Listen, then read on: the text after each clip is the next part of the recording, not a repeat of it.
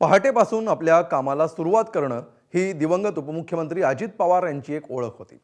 हीच ओळख जपत सुनेत्रा पवारही आता आपल्या नव्या जबाबदाऱ्या पेलत असल्याचं दिसू लागलंय। आजही पहाटेपासून त्यांनी आपल्या दिवसाची सुरुवात केली। एकीकडे नरहरी झिरवाळांच्या खात्यातील कारकुनावर लाचखोरी प्रकरणी झालेली अटक आणि दुसरीकडे अल्पसंख्याक खात्याच्या अधिकाऱ्यांकडून 75 शाळांना देण्यात आलेला अल्पसंख्याक दर्जा, अशी दोन आव्हानं सुनेत्रा पवारांसमोर आहेत। या आव्हानांचा त्या कसा सामना करतात याचा आढावा घेऊया राजकीय शोलेच्या या खास रिपोर्टमध्ये।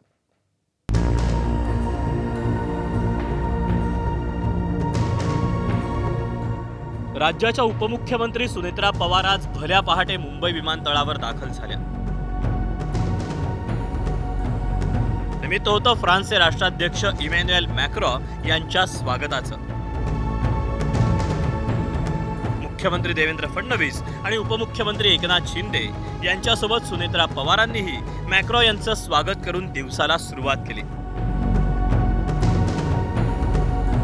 त्यामुळे पहाटेपासूनच आपल्या दिवसाची सुरुवात करणाऱ्या दिवंगत उपमुख्यमंत्री अजित पवारांच्या पावलावर पाऊल ठेवून सुनेत्रा पवारांनी आपली राजकीय इनिंग सुरू केल्याचं दिसलं।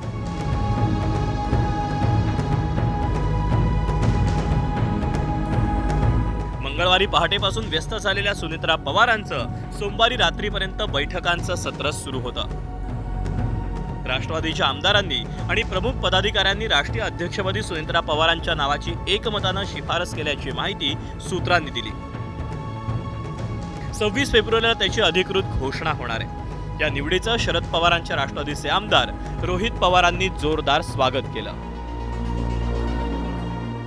35 आमदार ज्यांनी सुनेत्रा काकींचं नाव हे राष्ट्र अध्यक्ष म्हणून प्रपोज केलं, त्यांचं अभिनंदन करतो, त्यांचे आभार व्यक्त करतो। त्याच्याचबरोबर 32 ते 33 जे फ्रंटल आणि प्रमुख त्या पक्षाचे पदाधिकारी आहेत, त्यांनी सुद्धा एका कागदावर सुनेत्रा काकींचं नाव हे राष्ट्र अध्यक्ष असावं असं त्यांनी सांगितलं। आणि आमचा सुद्धा बाहेरून, कारण तो पक्ष त्या ठिकाणी वेगळा आहे, काही दिवसांपूर्वी सुद्धा मी हीच भूमिका घेतली आणि आज सुद्धा हीच भूमिका घेतो, सुनेत्रा काकीच तिथं राष्ट्राध्यक्ष ह्या झाल्या पाहिजे। सोमवारी झालेल्या आमदारांच्या बैठकीत आणखी एक मुद्दा अजेंड्यावर होता, तो म्हणजे अन्न आणि औषध प्रशासन मंत्री नरहरी झिरवाळांच्या कार्यालयावर पडलेल्या एसीबीच्या धाडीचा। या बैठकीत सुनेत्रा पवारांनी झिरवाळांना सूचना दिल्याचं समजतंय। स्वतःची आणि पक्षाची प्रतिमा खराब होणार नाही याची काळजी घ्या आणि प्रशासन किंवा अधिकारी बदनाम होणार नाहीत याची खबरदारी घ्या, अशा सूचना सुनेत्रा पवारांनी झिरवाळांना केल्या। दुसरीकडे याच मुद्द्यावरून कोण कुणाला शह देतंय असा सवाल सुप्रिया सुळेंनी उपस्थित केला। की एक शून्यातून झिरवाळांनी एक आयुष्य उभं केलंय, कष्टातून। ते काय मॅनेजमेंट कोटावाले नाहीत, ते स्वतः शून्यातून उभे राहिलेले। त्याच्यामुळे काय नक्की त्यांच्या ऑफिसमध्ये झालं आणि महाराष्ट्र सरकारकडून पारदर्शकपणे उत्तरच येत नाही आहे ना। मंत्रालयातून पूर्ण राज्य चालतं, 6व्या मजल्यानीच 3ऱ्या-4थ्या मजल्यावर रेड केली आहे। हे म्हणजे मला अजून खरंच वाटत नाही की माननीय मुख्यमंत्र्यांनी स्वतःच्या कॅबिनेट मिनिस्टरवर ही रेड होते, हे असं कसं होऊ शकतं। सुनेत्रा पवारांनी उपमुख्यमंत्री म्हणून शपथ घेतल्यानंतर 2 आव्हानं त्यांच्यासमोर उभी राहिली। एक म्हणजे नरहरी झिरवाळांच्या खात्यातील कारकुनाला झालेली रंगेहात अटक आणि अजितदादांच्या निधनाचा दुखवटा सुरू असताना 75 संस्थांना अधिकाऱ्यांकडून दिले गेलेले अल्पसंख्याक दर्जा।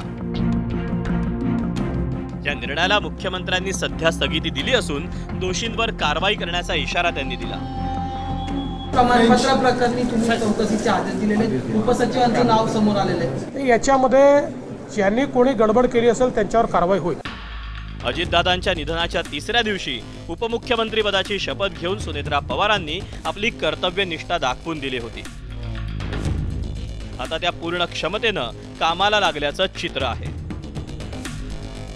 अजितदादांच्या पश्चात पक्ष आणि सरकार या दोन्ही आघाड्यांवर त्या कशी कामगिरी करतात याकडे सर्वांचंच लक्ष असणार। ब्युरो रिपोर्ट, एबीपी माझा। एबीपी माझा, उघडा डोळे बघा नीट।